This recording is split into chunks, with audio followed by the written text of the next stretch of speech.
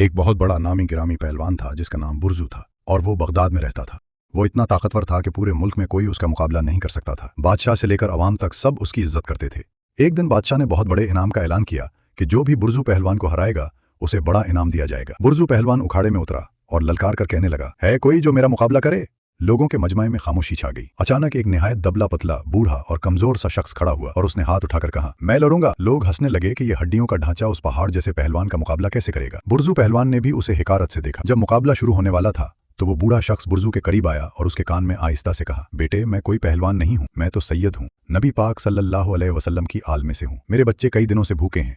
मैंने सुना है कि जो तुमसे जीतेगा बादशाह उसे बहुत बड़ा इनाम देगा। मैंने अपनी इज्जत दांव पर लगा दी है। अगर आज तुम मुझे जितवा दो तो मेरे बच्चों के घर का चूल्हा जल जाएगा और मैं तुम्हें दुआएं दूंगा। बुर्जू पहलवान के दिल में एक तूफान उठा। एक तरफ उसकी सारी जिंदगी की शोहरत और गुरूर था कि उसे कोई हरा नहीं सकता, और दूसरी तरफ नबी करीम सल्लल्लाहु अलैहि वसल्लम की आल की मोहब्बत और एक गरीब बाप की मजबूरी थी। मुकाबला शुरू हुआ। बुर्जू पहलवान ने कुछ देर जीतने का ड्रामा किया और फिर अचानक सबके सामने उस कमजोर बूढ़े के नीचे दब गया और अपनी पीठ जमीन पर लगा दी। लोग चीख उठे, बुर्जू हार गया, बुर्जू हार गया। लोगों ने उसे बुरा भला कहा, उसे जलील किया, उस पर थूका। बादशाह ने भी उसे दरबार से निकाल दिया। बुर्जू खामोशी से सब कुछ बर्दाश्त करता रहा, मगर उसकी नजरें उस बूढ़े बाप पर थीं जो इनाम की थैली लेकर आंखों में खुशी के आंसू सजाए अपने बच्चों की तरफ जा रहा था। रात को जब बुर्जू अपने घर पहुंचा तो वो बहुत उदास था। उसने अपनी इज्जत और शोहरत खो दी थी, मगर उसी रात उसे ख्वाब आया।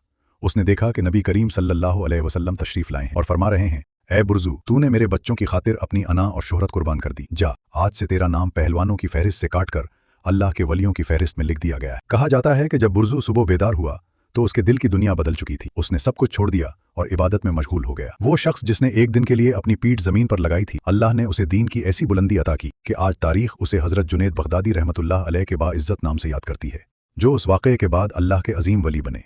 सबक: कभी कभी हारना दरअसल सबसे बड़ी जीत होता है। अगर आप अल्लाह की रज़ा के लिए अपनी अना और शोहरत कुर्बान कर दें तो अल्लाह आपको वो मकाम देता है जिसका आप तसव्वुर भी नहीं कर सकते। दूसरों की ज़रूरत को अपनी अना पर तरजीह देना ही इंसानियत की मेराज है।